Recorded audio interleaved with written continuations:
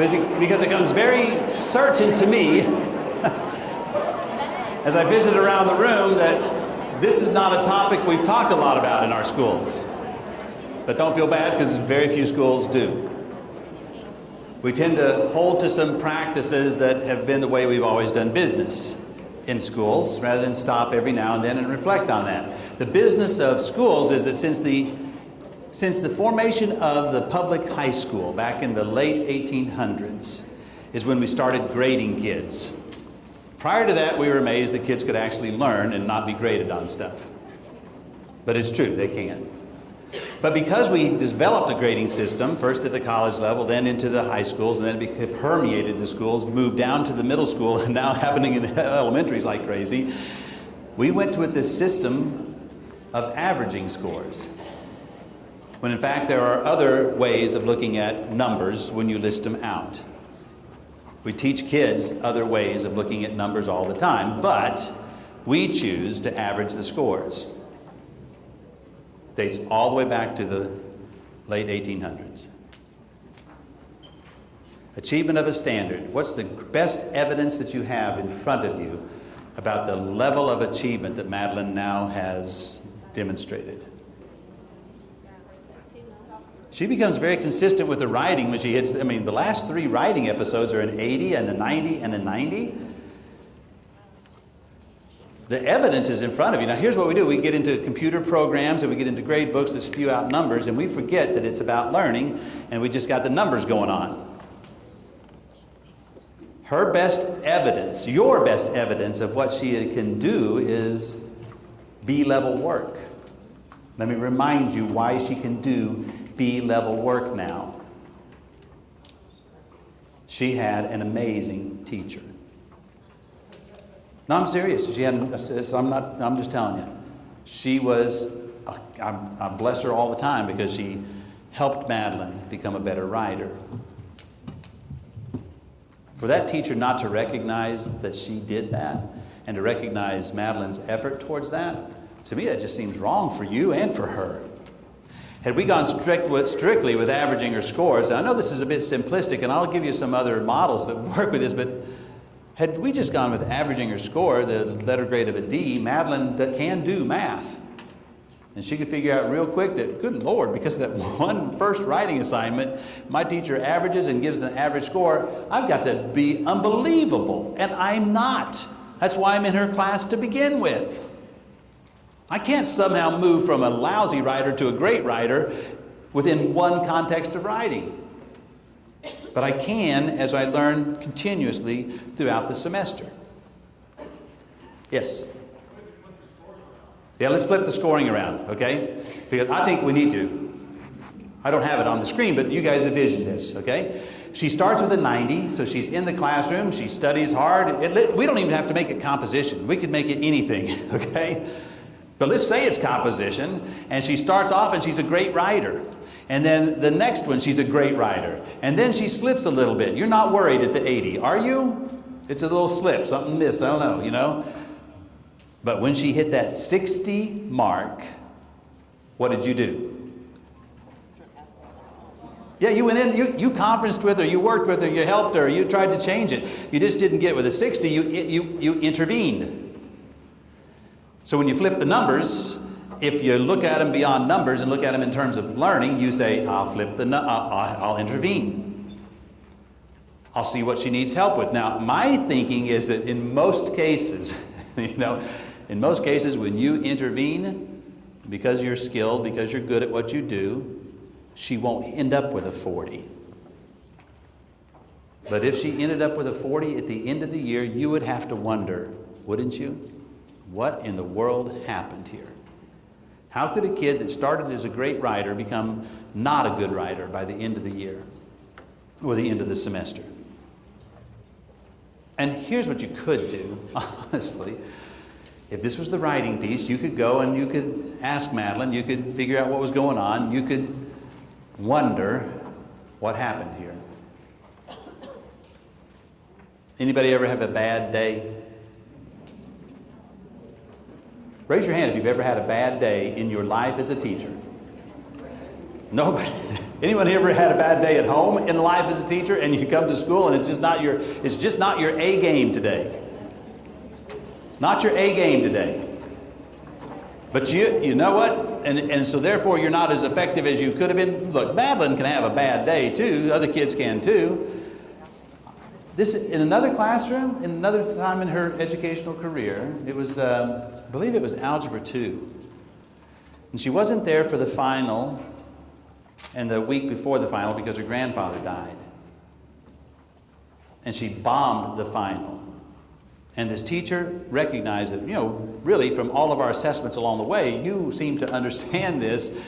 Apparently the final and the study period we had and the practice test that you didn't get to take and the fact that you didn't have your books and your notes with you when you were at the funeral may have influenced you. So the teacher calls her in and says, that's not a fair representation of what you can do. I do need to know what you can do. So I'm going to allow you the chance to study with me and retake the final. Because the evidence suggests that you know it, but I still have to assess and make sure that you do. Grading is not just about the numbers. It's about learning and recognizing that things happen for kids and that you respond to that based on what the data tells you. That's the idea of using assessment to nurture achievement along the way. And again, this is let's take that this is a Algebra 1 class. Algebra 1 class. And let's just say that kid just didn't get your first test. You have choices. Now, it's not reflected in this, but you could have followed the practice of allowing that student, Madeline, to come back, relearn the material. You could have built it to the school day because you've narrowed your curriculum. You've pulled things off. The algebra teams that I work with, by the way, in high schools, they tell me, we no longer cover every single page. And we certainly don't assign every single problem. We have pulled some crud and stuff off that book that just doesn't make any sense. And by doing that, we've narrowed the time that we have to teach. That allows us, therefore, to have an intervention after we give a test. And they revamp their schedule of instruction because of that. They build it because they know it's necessary to build it. So you could have been like the algebra teams I've worked with. They go, it's so critical that she gets those first concepts. We're going to reconnect her to the learning right here and there. That algebra, they tell me this anyway, is a gateway to success in the next levels of math. That failing the concepts of Algebra 1 probably will mean you'll fail the concepts of all the other math and the rest of Algebra 1. So they are dedicated to providing the intervention. So what they could have done when she hit the 40 is allow her to retake the test and change the grade after she demonstrated practice to the learning. And in the concept of formative assessment and engaging kids in that learning, the likelihood that she'll be better for the next test is increased greatly. And so we'll see the numbers change. So that was an option. If the teacher didn't do that, well, then what I'm hoping is that they'll use the next best assessment strategy, which is to bring information from the previous assessment forward to the next assessment. And that happens again to the next one, and that happens again to the next one, until finally, by the time we're ready to take the cumulative test, you're also following that practice we mentioned earlier, but giving kids the practice test to let them see what they know and what they don't know and what they need more time and more effort in studying so they can get into their notes and into the lectures and into the information you have, and they can be more targeted and focused on what they have to have. So the answer to any of the issues is either, if it's repeated attempts, recognize the most frequent, the most current and most frequent number. You could use the mode, you could use the median, or you could use the evidence at the end of the semester that this is what she's currently doing. I have folks that have tried to change this in their schools, and they've come back. I've come back, and because I promote an idea like this. Instead of averaging all the things together in your grade book, record them, because I do think it's good information for you, for the kid, and for the parent. But when it comes time to determine the grade, use your in-class events, because that's the most current evidence and the best evidence of what they can do. Your in-class events, quizzes, tests, labs, writings, those kinds of things. Then give 3 grades. Homework grade, assessment in-class event grade, and if you're inclined, a behavior grade. Do not average them together. The grade that goes on the transcript is the in-class event grade, because that's the most accurate of what the kid can do, and it's built around the targets that you're looking for. And I know some folks will tell me, but Tim, if I didn't average in their homework grades, some of my kids would have lower grades than what they currently have. Just think about that. If I didn't average in their homework grade, then their grades would be lower. Then there's something going on there. Their homework grades influencing that grade so much that it would bump it up that high or higher. If your assessment is aligned to your assignments, and if it's true that the kid is really doing the work themselves, then there would be a direct correlation between homework and the test. And if there isn't, then either A, someone's helping them a lot at home, B, they're getting a lot of help off the internet, C, they're copying the work of their friends, right? Or D, they're studying it wrong. They're using too many models as they do their homework. They're relying on a crutch rather than independent practice. And when that happens, that's why you've got to know through your assessments of what they need to do, and that's why you have to respond. Look, if Madeline got a 40 on the first test, but she was getting great grades on the homework, there's something wrong with that. So we think about our practices in relationship to this. I don't know, does it make sense to you? I mean, I've got some notes up here on this.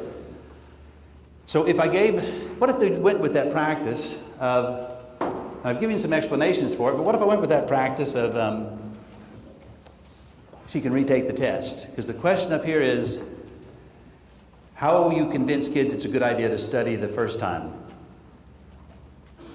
What keeps them from becoming complacent and just waiting for the second test to really show what they know? Well, you know, the best assessment practice as a group is to tell kids what's going to be on the test. So we would have this agreement with our kids right up front that you're not going to be surprised. There's no mystery learning in this. I know I've asked you to read the chapter, but as you've read the chapter, I have told you what in that chapter is really important for you to know. Because there's a lot of information in that chapter. And I don't want you guessing what it is. So I tell you what's going to be on the test. I'll tell you how I'm going to measure it. I'll tell you the criteria by which I'm going to score it. I'll tell you what I'm looking for exactly. There's no question in your mind. And what happens is there will be some kids that even though you've done that, they will still not believe you. And they'll wait for the second test. And here's the answer to that, because this is what teachers are telling me. There's a cost to retake the test. There's a benefit for getting it right the first time. What's the cost? You have to do more work. I don't let you just take a second test. You have to come in and give up your Flex Friday, or you have to come in and give up your morning and take that test. I will build the structure in the day following the test to help you, but ultimately you have to come in to take that test. There's your cost. The kids that got them all and did really well, they're invitational. Take some more time if you want to. If you want to raise your grade, go right ahead. It's an option, right? Make it optional for them. The other kids, you got to be more directive to that. Okay? And those kids that got it right the first time, what's happening for them? What's the perk? What's the benefit? They get a little downtime. They get to read in the book. They get to extend and enrich some activity that's kind of pretty neat for them to do because they've gotten it taken care of. And all you guys have resources that can help you with that, particularly if you work with others in collaboration to identify some of those things. So there's a benefit to kids who get it right the first time. And here's what everybody tells you, is that when you have those fence sitters who are wondering, is she really telling me what's going to be on the test? After the second experience, they get it. And so they start studying for the test because they'd rather be doing what the other kids are doing. They'd rather not be with Mrs. Schmaltz or Mrs. Wanamaker. They'd rather be with you, okay, and what's going on in that classroom, all right? So that's the answer to that particular question. The answer to this one, I really am intrigued. But we also have to teach responsibility. If we have a deadline for something and a kid doesn't turn it in, then there has to be a consequence. Real world is that there are consequences for not being responsible. And you're right, and that is you have to do the work still. So I think it's okay to give a kid a 0. To measure their behavior is what we're really doing when they aren't being responsible. I think it's okay to give them an I. which could turn to a 50% rather than a 0 if you wanted to close that huge margin between 0 and 50. But I'd more likely to see that it's an I, and they have to go to Flex Friday or Directed Study Hall to get the work done. You have to be more determined that they will do the work than they're determined that they won't do the work. And you have to respond quickly. You cannot let that work pile up. We all know that, but let's just remind ourselves before the year starts, you can't let that go for very long. You have to respond immediately when they show that they're not getting it done. The second assignment, after you set that second deadline, look, if they haven't gotten it in, start directing them to the help that they've got to have, because they will lose ground way too quickly. But this one goes on, if we don't do this, like give the 0, then what are we doing for kids when they get out into the real world? And I think I could easily make the case that the real world, you still are required to do the work with help and support a lot of times, because it's new stuff to you. Now, I know that people disagree with me on this, and I had a teacher who said, I come from the world of manufacturing. And in the world of manufacturing, this doesn't work. We, in our business, he called them cogs. We had to build these cogs to meet very specific specifications.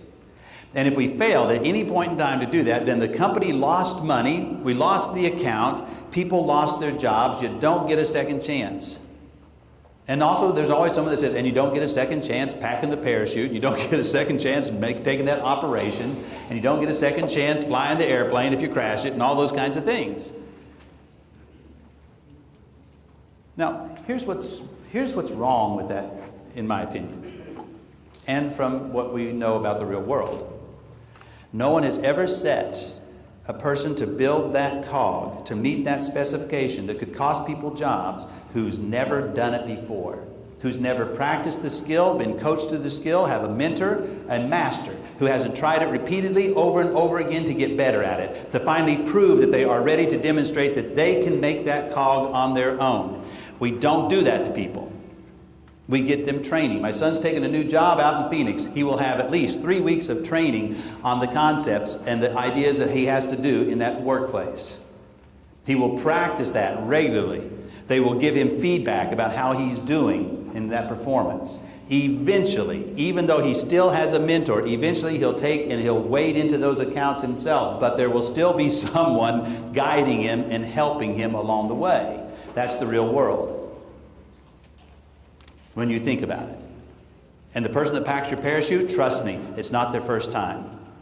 They have had coaching and mentoring along the way and practiced doing that repeatedly. They have had trials with it, and they've learned from their mistakes. If they haven't, don't go there. Make sure the school that they're learning in pack and parachute school, that it's a good school, okay, whatever it is. That's just the real world, folks. That's the real world that I think we live in.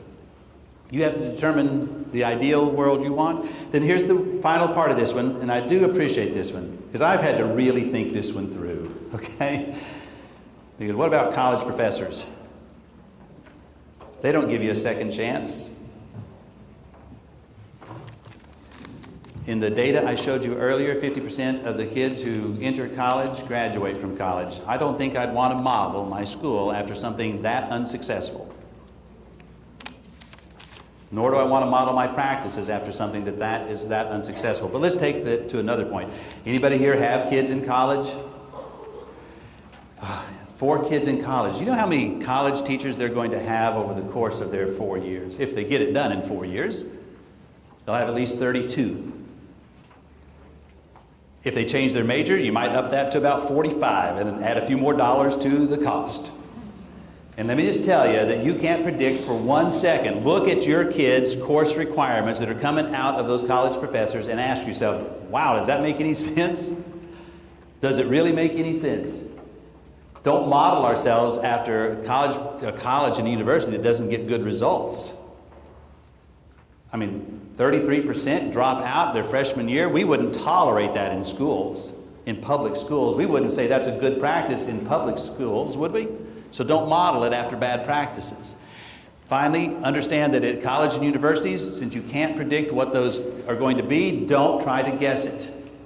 Instead, just say, my job is to take these kids here in biology and move them to here in biology. so that they have leverage and readiness and endurance to the next level. That would be the idea, I think. Okay, debrief. Do a turn and talk, a knee-to-knee with your people. What makes sense in this conversation? Based on some questions and based on the grading that we have here, a chance for you to just not have Tim talk with you anymore, or just think about yourselves and talk along with each other. Be sure you're going to do top shelf. So our closing time.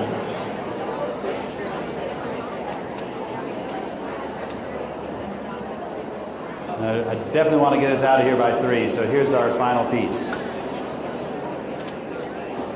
But I got to wait for you to come back.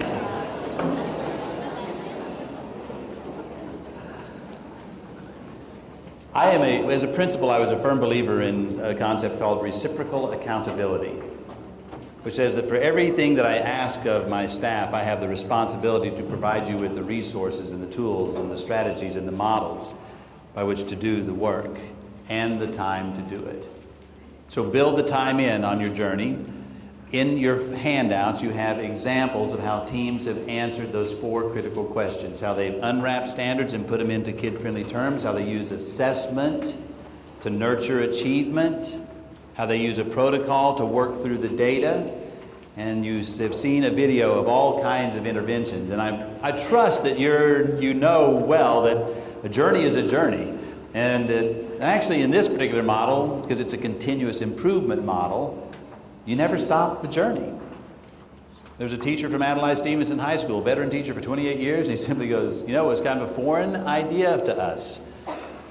That what, every year we're not supposed to be satisfied? Every year we're supposed to get better? And he says, it's kind of an idea we like. It keeps us from getting stale. It keeps us from getting into old habits. It keeps us from relying on the dogmas of the quiet past. Your superintendent has this final message for you. My final message is this. I do love you guys in Kentucky. I love your accents. I love your professionalism. I love your thought-provoking questions. I love the knowledge and know that leaving here, you will continue to have thought-provoking questions as you try to meet the needs of these kids. You'll come to your doors in a couple more weeks. I hope you'll be ready to meet that challenge and communicate the culture of your classroom, the culture of your school. It's imperative that you do so. We'll finish with the closing remarks from your superintendent. You do have evaluations that we appreciate if you fill those out. And again, thank you so much for being here today. And thank you so much for being the participants and sharing ideas with one another. Thank you, guys.